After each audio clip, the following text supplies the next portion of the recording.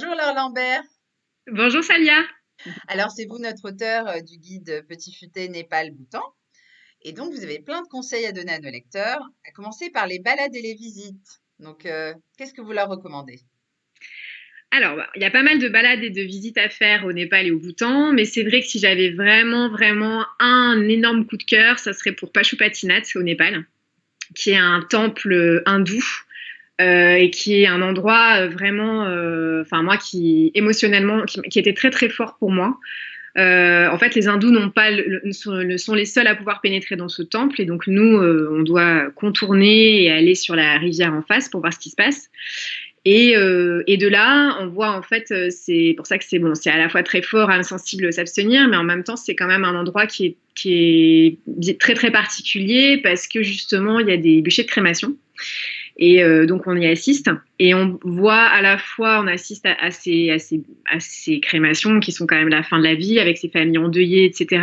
Et en même temps, on a à côté les enfants qui jouent, qui plongent dans la rivière sacrée. Enfin, voilà, il y a un côté très mystique. C'est vraiment quelque chose qui nous prend vraiment. Sans jamais qu'on ait l'impression d'être complètement voyeur non plus. On n'est pas là non plus à dégainer son appareil photo. Mais moi, j'ai trouvé que c'était un endroit qui était très fort. Enfin, voilà, au niveau émotion, c'était très fort. Donc ça, c'est vraiment un endroit qui m'a particulièrement marqué au Népal. D'accord. Il s'appelle Après, comment le temple déjà? Pashupatinath. Le site, c'est Pashupatinath, et le temple en lui-même à l'intérieur s'appelle le Golden Temple. Et donc, c'est ce fameux temple qui est uniquement réservé aux hindous et où on n'a pas le droit de pénétrer, mais on peut quand même avoir, je dirais, participé à ce côté très. Enfin, de toute façon, dès qu'on pénètre dans ces lieux, à Pashupatinath, on est. Je sais pas, il y a quelque chose qui se passe, c'est très mystique, quoi. Mhm, Donc, voilà. oui, ça en a tout l'air. Et pour ce qui est de se restaurer, est-ce que vous avez des conseils? Ou Bhoutan au Népal ou les deux Les deux, ou... comme vous Alors, voulez. comment dire? On va dire qu'au Népal, alors c'est plutôt facile. Il y a énormément de choses à Tamel notamment, donc dans le centre de Katmandou, il y aura vraiment, on pourra trouver tout ce qu'on veut. Il n'y a pas de souci. Au Bhoutan, ça se passe pas exactement de la même façon parce qu'au Bhoutan, en fait, quand on va au Bhoutan, on a un visa avec un package, et donc tout est déjà prévu d'avance. L'hébergement, les restaurants, et donc on mange généralement là où on dort. Donc c'est vrai que on va dire qu'au Bhoutan, c'est pas forcément très varié, c'est souvent des buffets, etc. Alors qu'au Népal, il y a quand même pas mal d'endroits où on peut manger, très bien d'ailleurs. Et je dirais que s'il y avait vraiment, enfin moi, j'ai beaucoup aimé Tamel pour ça, parce que c'est vrai qu'il y a énormément de choses, on peut goûter à plein de cuisines, et il n'y a pas que le dalbat au Népal, il y a quand même beaucoup d'autres choses aussi à découvrir. Mhm. Et est-ce qu'il y a une adresse coup de cœur au Népal ou au Bhoutan que vous avez envie de nous donner? Alors, moi, ça sera pas népalais, mais c'est parce que c'était très particulier aussi comme ambiance. J'ai beaucoup aimé un restaurant à Bodhnath qui s'appelle La Casita, parce que bah, justement, donc c'est Bodhnath, donc c'est le plus grand stupa du Népal. C'est une ambiance très particulière avec tous ces gens qui tournent autour du stupa dans le même sens, etc.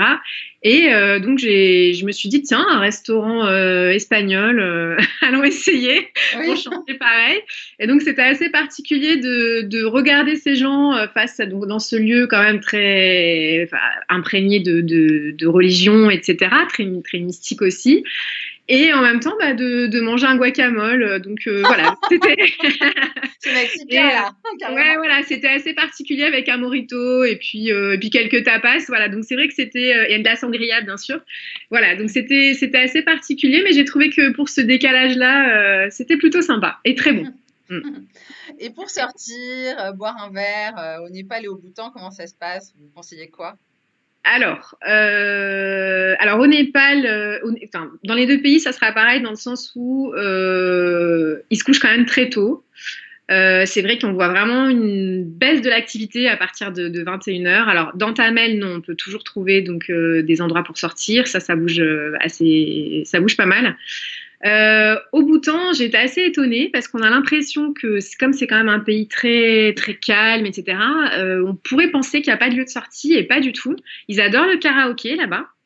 Et le guide m'a amené faire donc une soirée un peu particulière où en fait, donc eux, le principe c'est que quand on va dans un karaoké, en même temps c'est un peu un plan drague, c'est-à-dire que ça permet en fait, on va donner par exemple le monsieur va dire, bah tiens, moi j'aimerais bien que telle fille là-bas, elle chante telle chanson, et donc du coup, bah, ça les met en connexion, quoi. Et ça s'appelle les Dryang, je crois. C'est des bars karaoké, et c'est un peu, ouais, c'est assez particulier. Donc eux, ils sont très friands de karaoké. Si vous Ça, aimez le c'est au karaoké, Népal, non, ça c'est au Bhoutan. au Bhoutan, d'accord. C'est au Bhoutan. Au Népal, non, au Népal, ça va être des sorties assez traditionnelles, des groupes de musique et autres. J'ai pas vraiment de bar en particulier à recommander, mais voilà, dans Tamel, vous trouverez, il y aura tout ce qu'il faut. Et au Bhoutan, franchement, il faut vraiment essayer un dryang, donc plutôt à Thimphu ou à Paro, on trouvera. Mhm. Et le meilleur bon plan de tous les bons plans pour vous, ce serait quoi? Alors moi, je dirais que moi j'ai beaucoup aimé Chitwan, qui se trouve au Népal, parce qu'alors on a l'impression, c'est au Népal, mais on a l'impression de plus du tout être au Népal. C'est complètement différent. On est loin, mais complètement loin de l'atmosphère très agitée de Katmandou. Et c'est dans la jungle, donc c'est au sud du Népal. Et là, bah, on tombe sur des éléphants qui se baladent dans la rue. On peut faire des safaris. Enfin, c'est vrai que c'est pas forcément très connu encore des gens. Même si, oui, voilà, il y a quand même des gens qui connaissent, mais c'est vrai que on va dire que c'est pas forcément l'image qu'on a, en tout cas, du Népal, je trouve. On pense toujours trek, Himalaya, etc. Et il y a aussi ça au Népal. Et c'est vrai que j'ai trouvé que c'était tellement différent voilà, de Katmandou et de toutes les autres villes que ça vaut vraiment le coup d'y aller pour se balader, pour faire du vélo, pour faire retomber la pression. Et puis peut-être encore moins touristique, il faut aller dans le Terrail parce que c'est vrai que j'ai pas eu l'occasion d'y aller. Mais j'irais volontiers parce que c'est vrai qu'il y a ce côté aussi safari méconnu et c'est aussi ça le Népal. Mhm, ça a l'air génial. Et comme souvenir alors du Népal ou du Bhoutan, qu'est-ce que vous recommandez à nos lecteurs? Parce qu'il faut que ce soit quelque chose d'un peu léger, en même temps de typique, vous voyez? Pas Alors, cher. moi j'ai beaucoup aimé.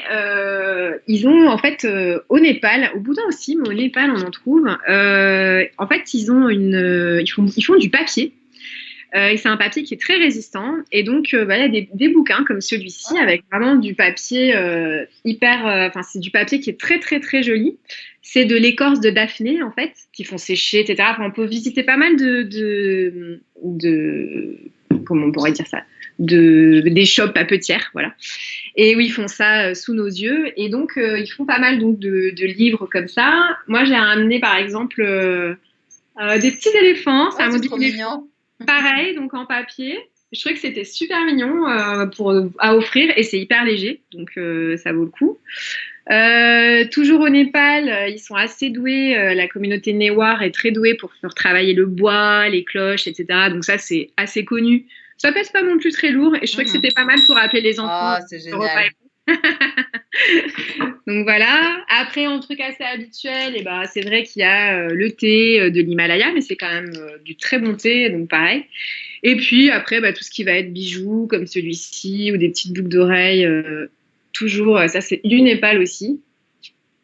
Ils font des très jolis bijoux, donc en argent toujours, très colorés.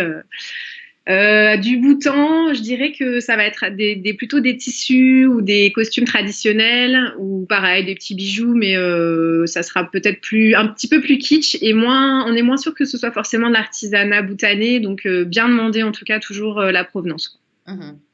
Bon, merci beaucoup, Laure Lambert, pour cette interview très intéressante qui va aider nos lecteurs qui partent au Népal et au Bhoutan avec votre guide. Ils retrouveront bien sûr toutes les adresses que vous avez données dans le guide que vous avez écrit. À bientôt! Au revoir.